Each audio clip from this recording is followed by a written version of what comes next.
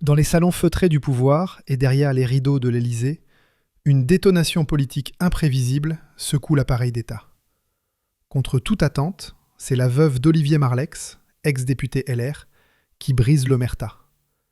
Elle désigne Emmanuel Macron comme le catalyseur du drame qui a emporté son époux. Une accusation foudroyante, aux accents de scandale d'État, qui plonge les sphères dirigeantes dans une panique glaciale et fait voler en éclats les fondations déjà fragiles du macronisme. Un nouveau coup porté contre la liberté d'expression, une alliance dressée contre l'autorité libérale et un soulèvement dirigé contre les mensonges officiels qui gangrènent nos sociétés. Ce n'est pas un film hollywoodien. Ce n'est pas une fiction inventée pour divertir. C'est la réalité brute et implacable. Restez avec nous, car ce qui commence aujourd'hui en France pourrait non seulement devenir la réalité européenne de demain, mais aussi transformer le paysage politique mondial pour des générations entières. Imaginez la scène. Une femme brisée, veuve d'un député respecté, brise le silence et accuse directement le président français d'avoir poussé son mari Olivier Marleix au suicide. Un dirigeant que la France, tiraillé entre le Rassemblement national et les barrières médiatiques érigées par les élites, observe avec un mélange de dégoût. Dans les salons feutrés du pouvoir et derrière les rideaux de l'Élysée, une détonation politique imprévisible secoue l'appareil d'État. Contre toute attente, c'est la veuve d'Olivier Marleix, ex-député LR, qui brise l'omerta. Elle désigne Emmanuel Macron comme le catalyseur du drame qui a emporté son époux. Une accusation foudroyante, aux accents de scandale d'État, qui plonge les sphères dirigeantes dans une panique glaciale et fait voler en éclats les fondations déjà fragiles du macronisme. Un nouveau coup porté contre la liberté d'expression, une alliance dressée contre l'autorité libérale et un soulèvement dirigé contre les mensonges officiels qui gangrènent nos sociétés. Ce n'est pas un film hollywoodien. Ce n'est pas une fiction inventée pour divertir.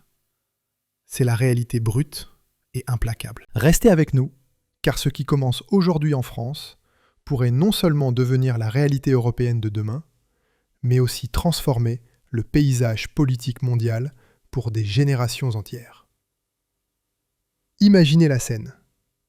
Une femme brisée, veuve d'un député respecté, brise le silence et accuse directement le président français d'avoir poussé son mari Olivier Marleix au suicide.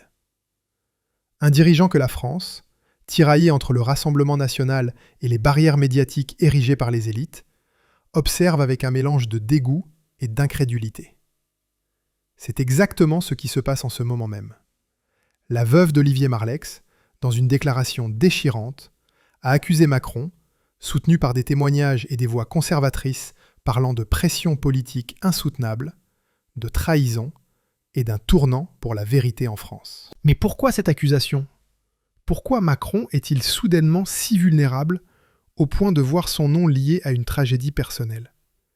Et qu'est-ce que cela signifie pour la France, pour l'Europe entière et pour les relations transatlantiques déjà tendues ? Allons-y pas à pas en décortiquant chaque élément de cette affaire explosive. La veuve d'Olivier Marleix a trouvé des mots cinglants, presque déchirants. C'est à cause de Macron, ces pressions ont détruit Olivier. Un coup au visage des citoyens qui cherchent désespérément la vérité dans un océan de mensonges. Le RN est la première force aux élections européennes. Pourtant, Macron et la gauche s'accrochent à leur soi-disant mur antifasciste. Une construction artificielle pour isoler les voix dissidentes. Une barrière que les élites pensaient infranchissable est en train de tomber comme un château de cartes. Le RN, sous la direction de Marine Le Pen et de Jordan Bardella, défend des principes clairs et inébranlables. Souveraineté nationale, sécurité et bon sens. Tout comme la veuve de Marleix, qui n'hésite pas à défier les récits officiels. Tous deux soutiennent la quête de vérité et exigent la transparence dans les affaires des puissants, sans concession ni tabou. Elle a récemment déclaré « Olivier était brisé par les attaques incessantes de Macron et de son système ». Des leaders comme Trump et d'autres partagent cette ligne. Vérité par investigation approfondie, pas par censure ou intimidation. Pourtant, Tandis que cette femme courageuse s'allie à des voix conservatrices mondiales pour révéler les faits et les preuves accumulées sur les pressions subies par son mari, Emmanuel Macron reste silencieux, tapi dans son palais. En juillet 2025, l'Élysée a d'abord nié toute responsabilité, qualifiant les accusations de complotistes. Une erreur fatale qui n'a fait qu'amplifier l'attention mondiale portée sur l'affaire. Macron sait pertinemment qu'il joue un double jeu depuis des années. En Europe comme libéral progressiste, en France comme censeur autoritaire qui muselle les voix critiques. La veuve de Marlex, en revanche, est célébrée comme une voix de courage. Des commentateurs sur X tweetent « Elle dit la vérité sur Macron et l'Élysée tremble ». Ce n'est pas un hasard, c'est un signal fort que les temps changent, que les peuples se réveillent. Mais qui est cet Emmanuel Macron qui dirige la France et s'oppose farouchement à ces révélations et à la liberté d'expression, censé être un pilier de notre démocratie? Il est temps de révéler la vérité derrière sa façade lisse et médiatisée. 5 000 € par seconde. Ces 10 secondes viennent de coûter 50 000 € aux Français.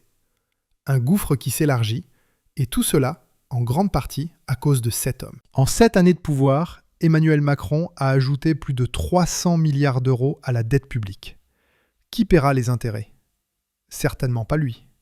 Il est trop occupé à envoyer des milliards en Ukraine. Pendant ce temps, il nous étrangle.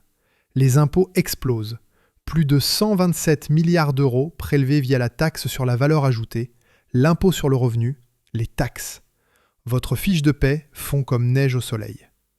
En 3 ans, le prix du panier moyen a bondi de plus de 22%. L'insécurité grimpe, plus 7% de tentatives d'homicide, plus 7% de violences sexuelles, plus 6% de trafic de drogue. En un an, les jeunes se font broyer par les écrans, le système de retraite s'effondre, les usines ferment les unes après les autres. On vide vos poches pour financer la création d'un enfer. Pourquoi nos dirigeants s'acharnent-ils à détruire la France? Réponse: l'argent. Macron et ses alliés s'enrichissent grâce au délit d'initié, au partenariat secret et à la vente du patrimoine national. Pourquoi s'arrêterait-il? C'est trop rentable et personne ne réagit. Le peuple est tétanisé. Ceux qui ont essayé ont payé le prix fort. Alors soyons réalistes, rien ne changera. Les impôts continueront de grimper, l'insécurité de se propager et vos poches d'être vidées. La seule solution? Être égoïste pour vous protéger, vous et votre famille. Gagner plus d'argent. Mais comment? Travailler plus? Faire des heures supplémentaires? Cela ne sert à rien. Un deuxième emploi? Vous êtes déjà à bout. Prendre des risques illégaux pour finir derrière les barreaux? Non. Il existe une autre voie, légale, simple, mais connue. Dès ce soir, vous pouvez commencer à vous affranchir de ce système qui ne veut que votre asservissement. Nous avons tout rassemblé dans un groupe Telegram privé. Cliquez ici pour nous rejoindre gratuitement avant qu'il ne soit trop tard. Macron, qui se vend comme un leader moderne et visionnaire, a un passé qui pose de sérieuses questions sur sa crédibilité. Imaginez, le président censé guider la nation à travers les tempêtes a des antécédents de gestion controversés, marqués par des scandales financiers et des alliances douteuses. Il parle de ses années en banque chez Rothschild, de ses alliances rapides avec les élites, mais cela sonne comme un opportuniste charmant et calculateur. Ces histoires ne prouvent pas l'authenticité, mais tentent de masquer une personnalité problématique faite d'ambition démesurée et de manipulation. Les anecdotes de Macron ne sont pas le témoignage d'un leader aimable et accessible, mais un indice clair d'un caractère dangereux pour un homme d'État responsable. Son manque de respect pour la transparence montre un dédain profond pour les citoyens ordinaires quand cela contrarie ses intérêts personnels ou politiques. Ce trait se retrouve tout au long de sa carrière. Souvenez-vous du scandale des retraites, où il a imposé des réformes en secret, brisant des promesses de dialogue social et provoquant des mois de manifestations violentes.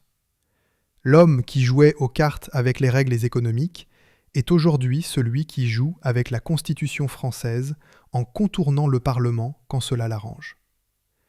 Et puis, son arrogance intellectuelle qui frise l'hubris.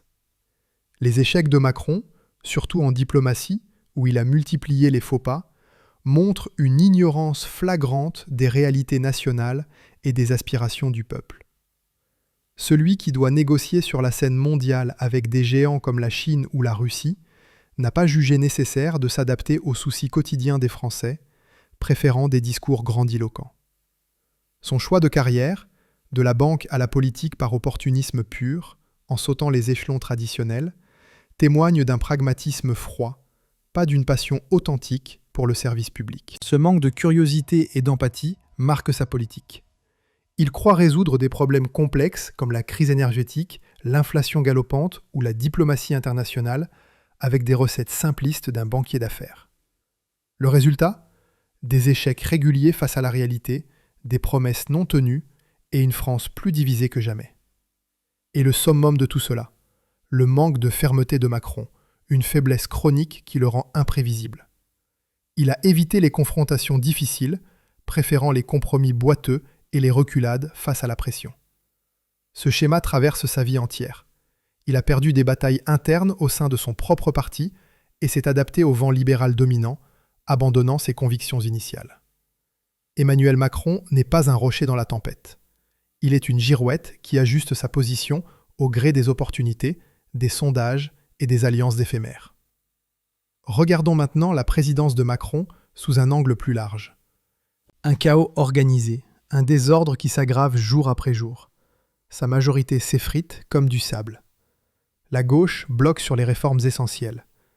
La France débat interminablement sur les salaires minimaux, les retraites explosives, les chaînes d'approvisionnement vulnérables face à la mondialisation. Ce n'est pas gouverner avec vision. C'est un cartel de pouvoir qui ne tient que sur le papier, soutenu par des médias complaisants. Les citoyens perdent confiance en l'État, un État qui semble distant et inefficace. Les frontières restent ouvertes comme des passoires. La sécurité intérieure souffre sous le poids de la délinquance croissante et des décisions de politique étrangère de Macron. Un jeu de hasard pur, un poker risqué. Avec des enjeux vitaux, livraison d'armes à l'Ukraine sans limite claire. Ce n'est pas de la diplomatie équilibrée, c'est de l'escalade irresponsable qui nous rapproche d'un conflit mondial. Tandis que Macron fulmine contre Poutine dans des discours enflammés, les pourparlers de paix manquent cruellement, laissant l'Europe dans l'incertitude. La France fonce vers une crise multidimensionnelle et l'Élysée regarde ailleurs, trop occupé à gérer les scandales personnels. Jordan Bardella l'a dit sans détour, avec une clarté qui résonne. La France est en train de s'auto-détruire et Macron en est le principal architecte. Des mots durs, mais qui touchent au cœur de la réalité que nous vivons tous. Pourquoi ? Parce que nous ne sécurisons pas nos frontières comme il le faudrait, laissant entrer des flux incontrôlés. Parce que nous laissons entrer des millions de personnes qui n'ont rien à voir avec notre culture séculaire, nos valeurs républicaines, notre idée sacrée de la liberté. Nos villes sont surchargées, transformées en zones de tension.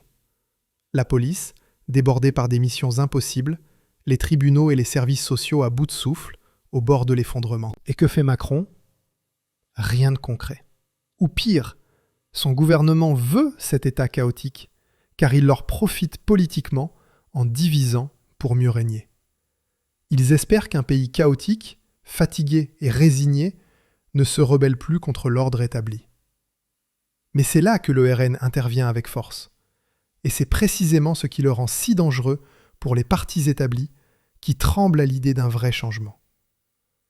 La soi-disant réforme de l'asile de Macron, vantée comme une grande avancée, est de la poudre aux yeux, une illusion optique pour calmer les esprits.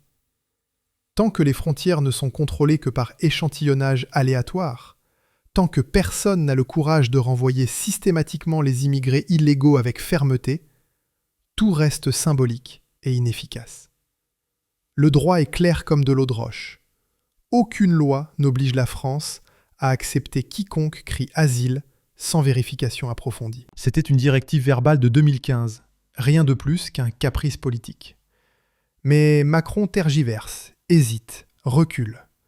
Peur de Bruxelles et de ses bureaucrates, peur des Verts radicaux, peur du monde et de l'opinion internationale. Ce n'est pas un style de leadership inspirant, c'est de la faiblesse pure, une capitulation déguisée. Et c'est là que la veuve d'Olivier Marlix entre en jeu avec éclat. Sous son influence courageuse, la vérité émerge. D'un mouvement de protestation dispersé à une force sérieuse et unifiée. Elle aborde les soucis des citoyens. Secret d'État bien gardé, censure rampante, identité nationale menacée. Des thèmes que Macron et la gauche ignorent délibérément ou traitent à moitié avec hypocrisie. Sa déclaration accusant Macron d'avoir brisé son mari a ouvert des portes longtemps fermées hermétiquement par les élites. Son témoignage, relayé dans une vidéo virale, était un jalon historique. Pour la première fois, une voix personnelle n'était pas seulement tolérée, mais bienvenue et amplifiée, reconnue par des chefs conservateurs mondiaux, des intellectuels et des millions de followers. Elle a reçu des ovations debout sur les réseaux, car elle a dit ce que beaucoup pensent, mais n'osent pas exprimer. La France doit se retrouver elle-même, se libérer des mensonges. Cette reconnaissance n'est pas un hasard fortuit. La veuve de Marlix fait partie d'un mouvement international puissant qui en a assez de l'égalitarisme idéologique de gauche, de la politique identitaire divisive et de cette éternelle culpabilisation qui brise le dos des Français depuis des décennies. C'est un mouvement qui offre des solutions concrètes, pas des rêves utopiques, mais de la réelle politique ancrée dans la réalité. Elle incarne l'opposé absolu de Macron, intégrité de caractère inébranlable, fermeté face à l'adversité, brillance émotionnelle qui coupe comme un rasoir. En tant que voix du peuple, elle comprend les problèmes complexes de notre monde interconnecté. Ses déclarations sont des leçons magistrales d'analyse claire, d'argumentation précise et de courage intellectuel. Elle a changé le paysage médiatique de fond en comble. Des thèmes comme les pressions politiques mortelles, la censure institutionnelle et l'identité nationale ne sont plus tabous. Ils sont au cœur du débat public. Le mur entre la vérité brute et les élites autoproclamées s'effrite, et c'est tant mieux pour la démocratie, car cela montre sans ambiguïté que les citoyens veulent être entendus, respectés et informés. Surtout la génération plus âgée, qui a vécu les guerres mondiales, la division de l'Europe et la réunification laborieuse, aspire à la stabilité et à l'honnêteté. De quoi la France a-t-elle besoin pour être sauvée d'elle-même ? D'un vrai virage radical ? D'une rupture avec les politiques destructrices ? Sécuriser les frontières avec des moyens renforcés ? Expulser systématiquement les immigrés illégaux sans exception ? Arrêter immédiatement les aides sociales pour ceux sans droit de séjour légal ? Pas d'allocations généreuses pour la moitié du monde ? Pas de droit de rester pour tous sans condition ? Pas d'accélération de naturalisation qui dilue notre identité ? Et surtout, une politique qui met nos propres citoyens au centre des priorités, qui protège les familles françaises, les travailleurs et les retraités. Seul un parti a ce courage indomptable, le RNN, avec son programme clair et son leadership déterminé. L'offre conservatrice reconnaît cette femme comme partenaire légitime dans la quête de vérité et de justice. Mais Macron est sous une pression insoutenable. Des alliés comme Trump voient en elle un symbole précieux pour une politique forte, souveraine et transparente.